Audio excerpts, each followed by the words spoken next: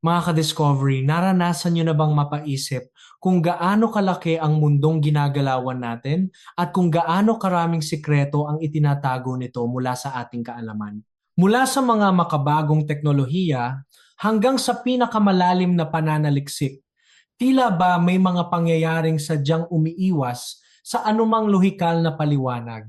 Ako ang inyong curiosity expert at ngayon ay bubuksan natin ang mga pahina ng kasaysayan upang silipin ang 10 pinakamalaking misteryo na hanggang ngayon ay nagpapakamot sa ulo ng mga pinakamatalinong siyentipiko.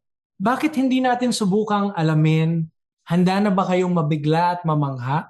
Simulan natin sa malamig at nakakapangilabot na kwento ng Dyatlov Pass.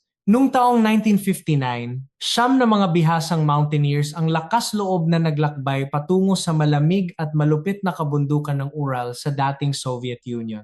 Ang inaasahan nilang isang masayang adventure ay nauwi sa isang trahedyang hindi na nila kailanman mababalikan. Nang matagpuan ng rescue team ang kanilang kampo, tumambad sa kanila ang isang eksenang parang galing sa isang horror movie. Ang kanilang tent ay nakita nilang punit na punit, hindi mula sa labas, kundi hiniwa ito mula sa loob, tila ba may isang matinding banta silang tinatakasan. Ang mas nakakapanindig balahibo ay ang kondisyon ng kanilang mga labi na nakitang nakakalat sa paligid. Isipin ninyo ito. Sa gitna ng nagyayelong temperatura na umaabot sa sub-zero, ang ilan sa kanila ay nakasuot lamang ng undergarments. Ang ilan ay may mga basag na tadyang at buto na ayon sa mga doktor ay katumbas ng lakas ng isang direktang pagbangga ng isang rumaragasang truck. At ang pinakamalala sa lahat, mayroong bangkay na natagpuang walang dila at walang mga mata. Paano mangyayari ang ganitong klaseng pinsala sa gitna ng kawalan ng sibilisasyon na walang anumang senyales ng pakikipaglaban o ibang tao sa paligid? Maraming teorya ang lumabas. Avalanche ba? Imposible, dahil nakatayo pa rin ang tent nila at walang senyales ng pagguho ng niebe. Ngunit ang nagpalalim palalo sa misteryo ay ang mataas na antas ng radiation na natagpuan sa kanilang mga clothes. Bukod pa rito, may mga saksi mula sa kabilang bundok na nakakita raw ng mga kakaibang kulay kahel na liwanag na lumulutang sa kalangitan noong gabing iyon. Isa ba itong sikretong pagsubok ng armas ng militar ng Soviet, alien abduction o UFO? O baka naman isang unknown compelling force tulad ng naging opisyal na konklusyon ng gobyerno? Hanggang ngayon, nananatili itong blanco. Lumipat naman tayo sa larangan ng medisina. Pebrero 19, taong 1994, isinugod si Gloria Ramirez sa emergency room ng isang hospital sa California dahil sa malalang kondisyon sa puso. Ngunit sa halip na isang simpleng pag-rescue sa pasyente, ang buong emergency room ay naging tila isang ground zero para sa isang biological weapon. Mapapansin agad na ang kanyang balat ay may kakaibang pagmamantika at kumikinang at ang kanyang hininga ay umaamoy ng pinaghalong bawang at prutas. Nang kumuha ng sample ng dugo ang isang nurse mula kay Gloria, laking gulat nila nang mapansin ang matapang at nakakahilong amoy ng ammonia na nanggagaling sa hiringgilya. Nang suriin nila ang vial ng dugo, nakita nilang may mga kakaibang manilaw-nilaw na kristal na lumulutang sa loob nito. Maya-maya pa, nagsimula ng manghina at mahimatay ang mga nurse at doktor sa paligid niya. Umabot sa 23 medical staff ang nakaranas ng matinding hirap sa paghinga, panginginig ng kalamnan, at tuluyang pagkawala ng malay ng dahil lamang sa paglanghap ng hangin sa paligid ng pasyente. Dahil sa pangyayaring ito, kinilala si Gloria Sibagay, the Toxic Lady.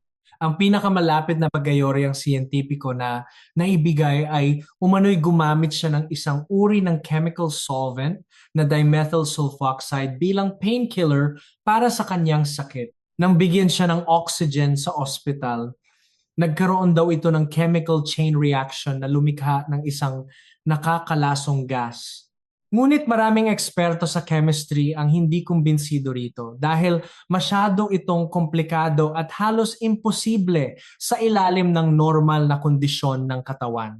Naniniwala ba kayo sa reincarnation o ang muling pagkabuhay sa ibang katawan? Kung hindi, pakinggan ninyo ang kwento ng Pollock Twins mula sa England. Matapos ang nakakapanlulumong pagkamatay ng magkapatid na sina Joanna at Jacqueline dahil sa isang malagim na aksidente sa sasakyan, labis na nagdalamhati ang kanilang mga magulang. Ngunit makalipas ang eksaktong 1 taon, himalang nagsilang ang ina ng kambal na babae na pinangalanan nilang Gillian at Jennifer. Ang inaasahang bagong simula ay mabilis na nabalot ng kababalaghan nang mapansin ng mga magulang ang mga kakaibang pisikal na katangian ng kambal. Ang nakakagimbal ay si Jennifer. Ang mas nakababatang kambal ay may mga birthmarks na eksaktong tumutugma sa mga pilat at marka ng kanyang yumaong ate na si Jacqueline. Nang tumuntong sila sa edad na 3, nagsimulang humingi ang kambal ng mga lumang laruan ng kanilang mga yumaong kapatid, mga laruang hindi pa nila nakikita o nahahawakan kailanman sa buong buhay nila. Alam rin nila ang pangalan ng bawat manika. Bukod sa mga laruan, alam din ng kambal ang mga pasikot-sikot sa isang bayan na hindi pa nila napupuntahan. At ang pinaka nakakatakot, tuwing may makikita silang umaandar na sasakyan, nagkakaroon sila ng matinding panic attack at sumisigaw na paparating na ang sasakyan para kunin tayo. Na tila ba inaalala ang aksidenteng pumatay sa kanilang mga ate. Ngunit pagdating nila sa edad na 5 taong gulang, ang lahat ng mga alaalang ito ay bigla na lamang naglaho na parang bula. Hanggang ngayon, ang kasong ito ng Pollock Twins ay itinuturing na isa sa pinakamatibay na ebidensya ng luwalhati ng reinkarnasyon sa modernong panahon. Pumunta naman tayo sa malawak at nagyayalong kagubatan ng Siberia noong taong 1908. Isang umaga, isang nakakabinging pagsabog ang yumanig sa buong rehiyon. Ang lakas ng pagsabog na ito ay tinatayang katumbas ng libu-libong bomba atomika na ibinagsak sa Hiroshima. Winarat nito ang mahigit 800 milya kwadrado ng kagubatan na nagpatumba sa tinatayang 80 milyong puno na nakahiga patungo sa labas mula sa isang sentro. Narito ang pinakamalaking misteryo sa Tunguska event. Sa kabila ng napakalakas na impact na sumira sa napakalawak na lupain, walang natagpuang anumang bunganga o crater sa lupa na karaniwang iniiwan ng isang bumagsak na meteorite. May mga nag-isip na baka isa itong napakaliit na black hole na dumaan sa ating planeta, habang ang iba naman ay isinisisi ito sa isang palpak na eksperimento daw ng inventor na si Nikola Tesla gamit ang kanyang sikat na Wardenclyffe Tower na kayang magpadala ng enerhiya sa malalayong lugar ng walang kable. Sa kasalukuyan, ang pinakatanggap na teorya ng makabagong agham ay isang malaking bato mula sa kalawakan o kometa ang pumasok sa atmosphere ng Earth at sumabog habang nasa ere pa lamang, ilang kilometro bago tuluyang tumama sa lupa. Ito ang tinatawag nilang airburst.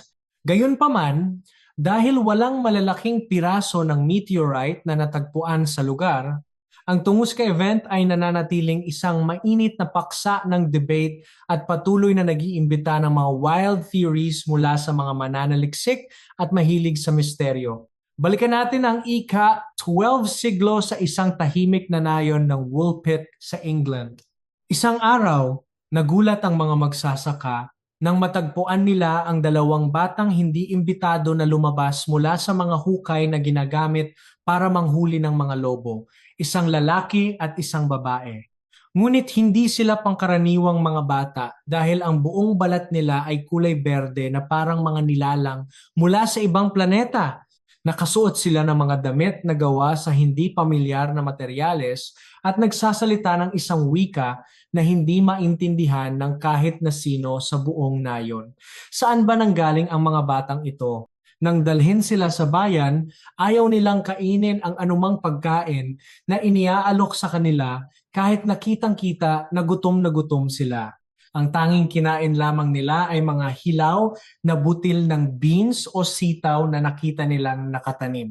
Sa paglipas ng panahon, namatay ang batang lalaki dahil sa matinding kalungkutan at sakit, habang ang batang babae naman ay unti-unting nakasurvive na wala ang pagkaberde ng balat at natutong magsalita ng Ingles.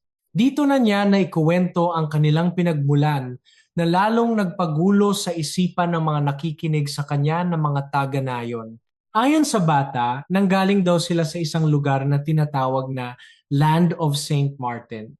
Isang mundo kung saan walang sumisikat na araw at ang buong paligid ay nababalot ng walang hanggang takip silim o twilight. Nagpapastol daw sila ng mga tupa nang bigla silang makarinig ng malakas na tunog ng kampana at napadpad na lamang sa loob ng kuweba. May mga nag-isip na baka may sakit lang silang chlorosis o anemia na nagpakulay berde sa kanila o kaya yung mga batang takas mula sa ibang lahi.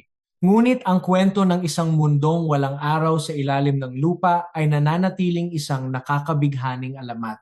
Kung akala ninyo ang Bermuda Triangle lang ang nakakatakot, pumunta tayo sa Massachusetts upang kilalanin ang Bridgewater Triangle.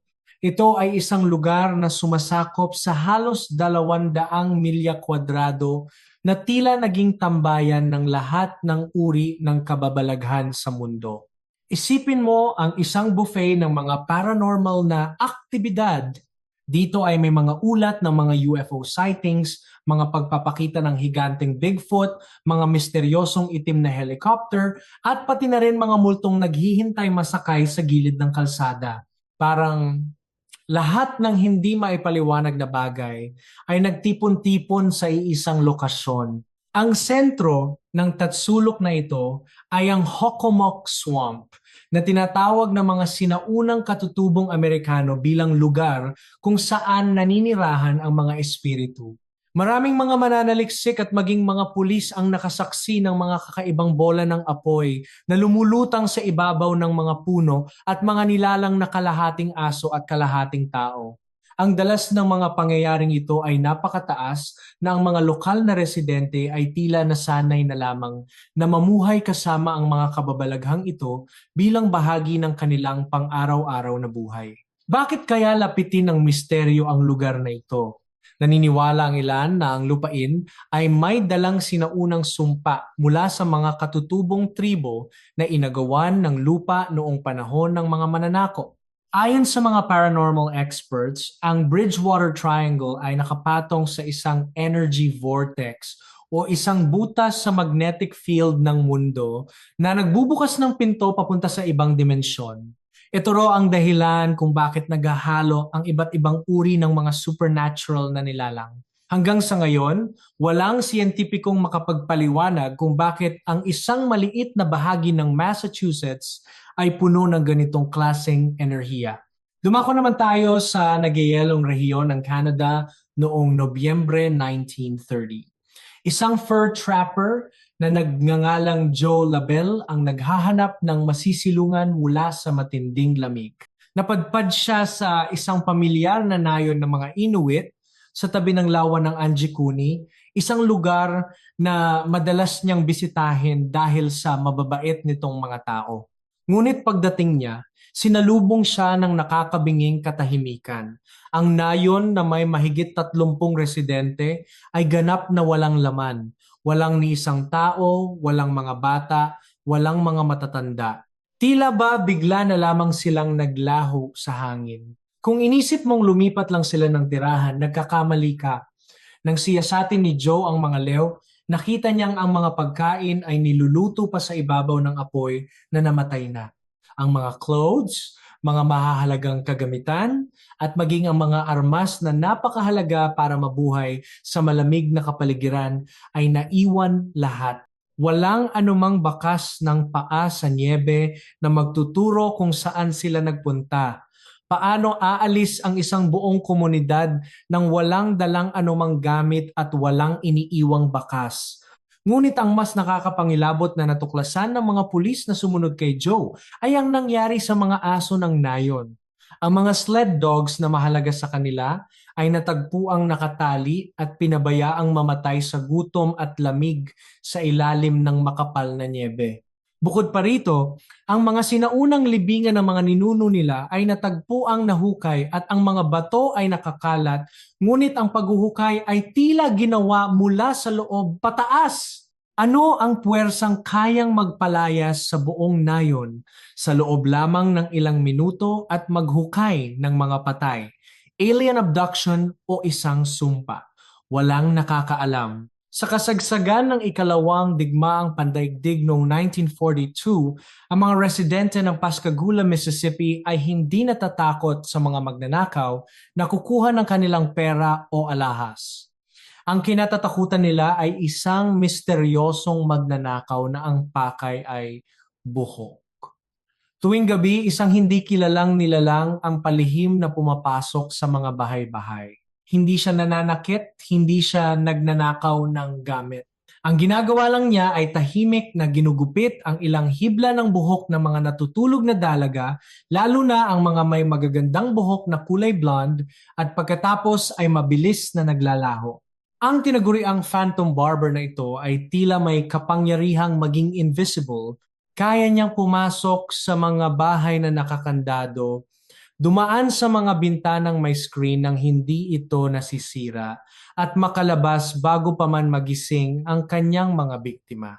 Minsan, nagiiwan pa siya ng mga bakas ng buhangin sa bintana, ngunit walang sino man ang nakakita sa kanyang mukha. Naging sobrang talamak na mga insidente na nagkaroon ng malawakang panik sa bayan hanggang sa napilitan ang mga tao na huwag buksan ang kanilang mga bintana kahit na sobrang init ng panahon sa gabi. Upang mapakalma ang takot ng publiko, inaresto ng mga pulis ang isang lalaking nagngangalang William Dolan na may kagalitan sa isa sa mga pamilya ng biktima. Ngunit marami ang naniniwala na siya ay ginawa lamang fall guy o scapegoat ng mga otoridad dahil ang modus operandi ng Phantom Barber ay masyadong mabilis, tahimik at tila may halong mahika na hindi kayang gawin ng isang ordinaryong tao na tulad ni Dolan.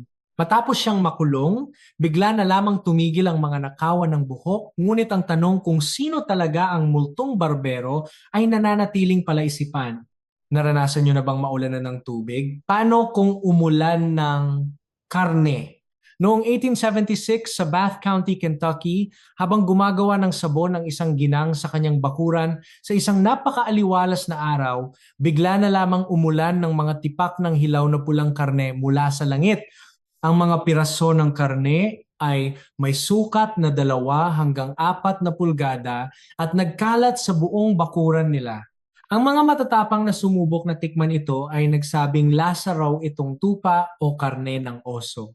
Isipin mo, isang ulan ng sariwang laman na nahuhulog mula sa ulap na walang anumang babala. Ano ang paliwanag ng siyensya sa kadiring pangyayaring ito? Ang pinakasikat na teorya na inilabas ng mga eksperto ay mas nakakasuka kaysa sa mismong insidente. Ayon sa kanila, maaaring may isang malaking kawan ng mga buwitre o vultures na lumilipad sa mataas na bahagi ng kalangitan. Dahil sa isang hindi malamang dahilan, sabay-sabay silang nag-vomit o sumuka ng mga kinain nilang karne ng patay na hayop habang nasa ere. Ito ang naging dahilan kung bakit tila umulan ng karne sa isang maliit na lugar. Kahit na ito ang pinakalohikal na sagot, hindi pa rin ito mapatunayan ng buo. At para sa ating huling misteryo, pumunta tayo sa makabagong panahon. Noong 2015, libu-libong tao sa Jiangxi at Foshan sa China ang sabay-sabay na tumingala sa langit at nakita ang isang napakalaking syudad na lumulutang sa gitna ng mga ulap. Ang mga matataas na gusali at skyscrapers ay malinaw na nakatayo sa ibabaw ng ulap na tila ba isang syudad mula sa hinaharap o isang eksena mula sa isang sci-fi movie. Maraming nakapag-video nito at mabilis na kumalat sa buong mundo na nag-iwan ng tanong, mayroon ba tayong parallel universe na biglang sumilip sa ating dimensyon? Pinaliwanag ng mga siyentipiko ang nakakabaliw na visual na ito bilang isang fata morgana, isang uri ng napakakomplikadong optical illusion. Nangyayari ito kapag ang sinag ng araw ay nababaluktot o nagre-refract sa mga layer ng hangin na may magkakaibang temperatura na lumilikha ng isang projection ng mga bagay na nasa malayo. Ngunit para sa mga conspiracy theorists, ang sobrang linaw at detalye ng lumulutang na syudad ay masyadong perpekto para maging isang simpleng mirage lamang. Ang iba ay naniniwala na ito ay ebidensya na tayo ay nabubuhay sa isang computer simulation at nagkaroon lamang ng glitch mula sa nagyayelong kabundukan hanggang sa mga syudad na lumulutang sa langit. Ang ating mundo ay patuloy na nagpapaalala na gaano man tayo katalino, may mga bagay pa rin na hindi maabot ng ating kasalukuyang siyensya. Ang mga misteryong ito ay maaring kagagawa ng kalikasan, kakaibang pagkakataon, o marahil mga puwersang hindi pa natin lubos na nauunawaan. Alin sa 10 misteryong ito ang pinaniniwalaan mong may pinaka makatotohanang paliwanag? I-comment sa ibaba ang inyong mga teorya. Ako ang inyong curiosity expert mula sa Pinoy Discovery na nagsasabing, sa mundo ng mga misteryo, why not? Hanggang sa muli nating pagtuklas